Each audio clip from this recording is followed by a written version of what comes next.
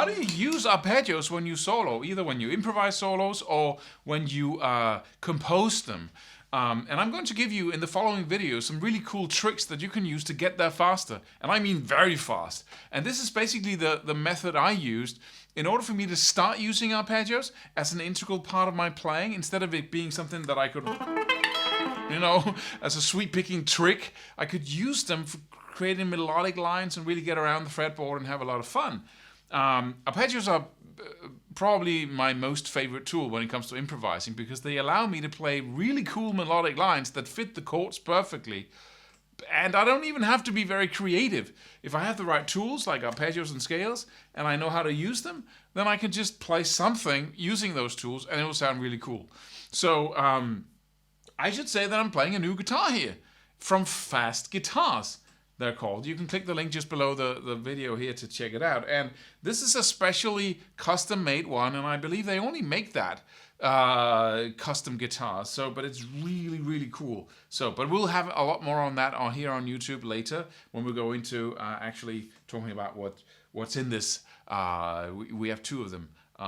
And very excited. But how do you use arpeggios? Well, have you ever wondered why the pentatonic scale is so useful over multiple chords? So if you got like 3 chords in a key, and you play the pentatonic scale, basically everything you play sounds okay, right?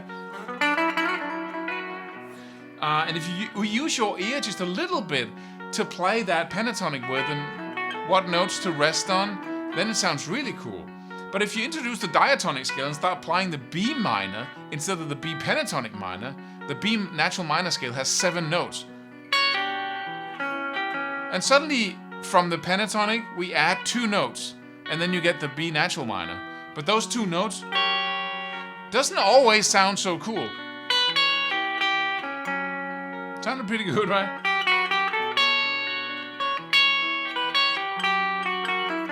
Right? And then you get into trouble. So I was like, okay, how come that I'm playing, there's 3 chords from the B minor scale, basically derived from that scale in the background, and then you tell me, it's in the key of B minor. Of course I can use the B natural minor scale to improvise, right? But I can't. I can use the pentatonic. But why does that work so well? Skipping those 2 notes. Why does that work so well? Well, because we're in the key of B minor. And so the B minor chord is our home. That's what it means, right? We got the B minor scale. And the first and the last chord in the song is always the B minor. And 99.999% of all songs, we start with, if it's in the key of B minor, we have that, I was good at it, with a wheel, on a gun. And then back again. Don't know why I sound like Bob Dylan when I'm doing that, but then we end on that home again, right? Right? It's our home, we return, we start there, return there. But in our mind, that also means that you actually have a home when you're hearing that chord progression. And that home is the B minor. If you're hearing a pop song, a jazz, whatever it is, you expect the whole thing to return to that home.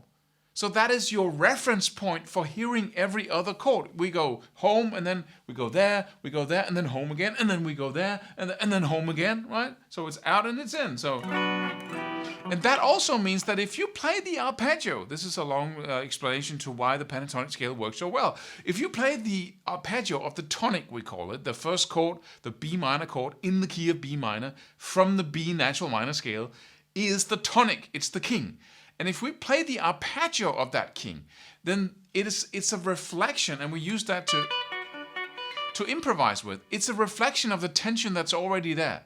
That you are hearing your center. You are, whether you know it or not, you don't have to be consciously aware of any music theory for this to happen. This is what happens in everyone, right? So if I have like that chord progression again.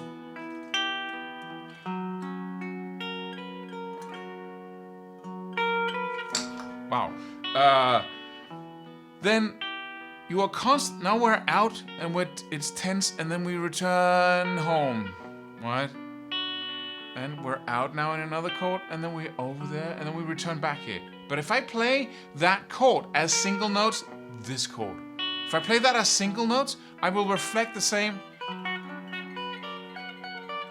This is the single notes of the B minor chord, the tonic, the home, the one we start and end on.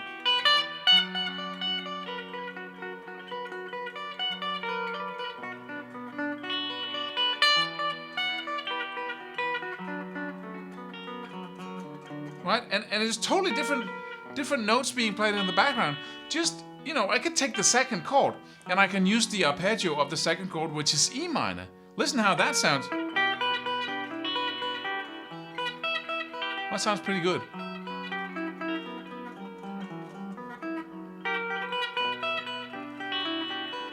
Oh, now it's the actual chord in the background that I'm playing with single notes, right? But if I shift to the tonic, which is our reference point, it's a totally different chord in the background now. Now it's the A minor, or B minor. Right? Why does that sound good? Why does that sound good playing one arpeggio over 3 different chords, even though the chords in the background are vastly different from the arpeggio notes I'm playing? Normally, I would have to follow the arpeggios or the chords in the background and say, okay, if I'm playing a B minor, I use the B minor arpeggio over that chord, along with the B natural minor scale or the B pentatonic. Right?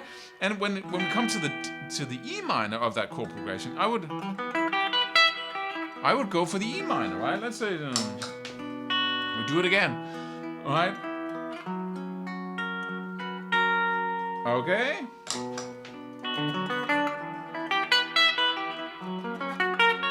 I'm playing the actual arpeggios of the chords.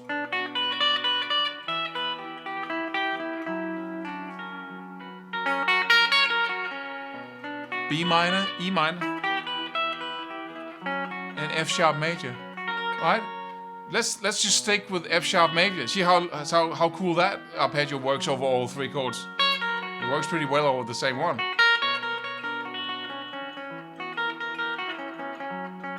And it only works for that chord, but the tonic works over all 3. This is the B minor all the time.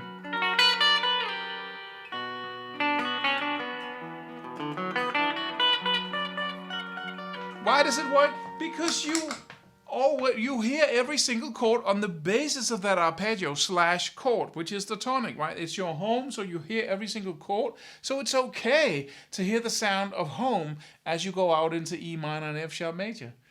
That's the only explanation with words I can give you. You need to check this out yourself and use your looper pedal to actually experiment with it. But that means that a really good place to start when you use arpeggios is to always focus on the arpeggio of the tonic in the song. So if you're playing a song in C major, you would use the C major arpeggio. We can try that. Alright, same 3 chords, just in C major.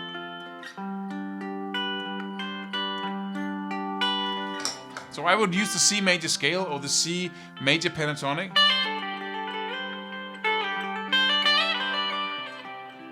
This is the C major pentatonic. Oh, arpeggio, C major arpeggio.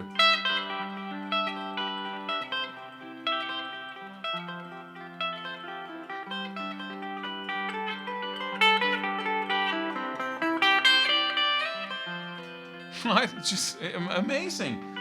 But so that's a really good place to start. Just learn that. If you know the natural minor scale, learn the same arpeggio as the name of the natural minor scale. If you've got like an A minor pentatonic or the first minor pentatonic shape down, learn the minor arpeggio over that. So let's say you're playing in B again, playing the B minor pentatonic, right? Learn the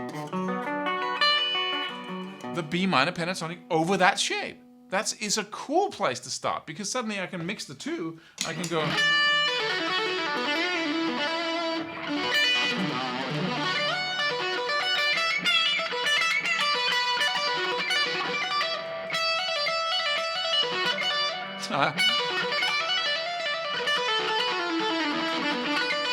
Right?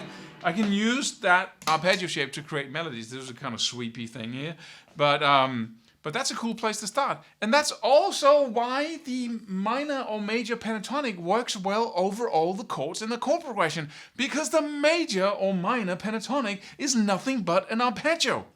It's actually taking the tonic, the arpeggio of the tonic. So if I'm in B minor, I can play the B minor arpeggio over all the chords.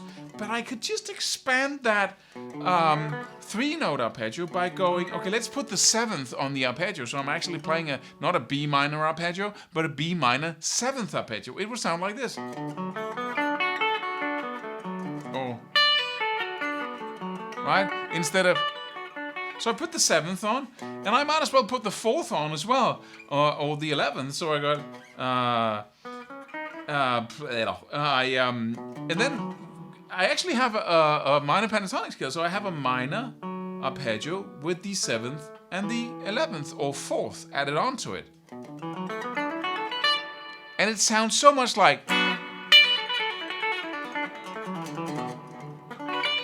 See, if I use the... It sounds so tonically that it works over all chords. It's an expression of the same thing, that we're standing on one lily pad and then we're going out onto the other lily pads, which is the rest of the 6 other chords in the key. So that's the perfect place to start. With any scale, if you want to play in C major, or you can play the C major scale with whatever position you know, learn the C major arpeggio as well. I'm just going to have a little bit of fun with this in another key. Let's play D minor. And then we'll move on to the next little trick in the next video. D minor pentatonic.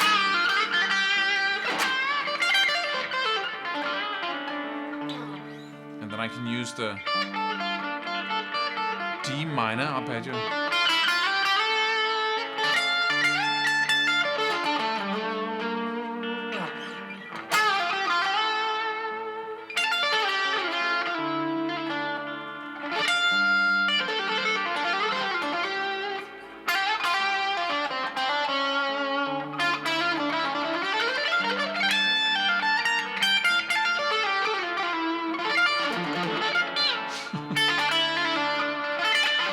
I almost forgot to tell you that we have a new program bundle out, Triads. It's about taking the simplest of arpeggios and then doing something very advanced with them very easily, and really understanding what goes on when you use arpeggios in your solos. So go check that out, and then I'll see you in the next video.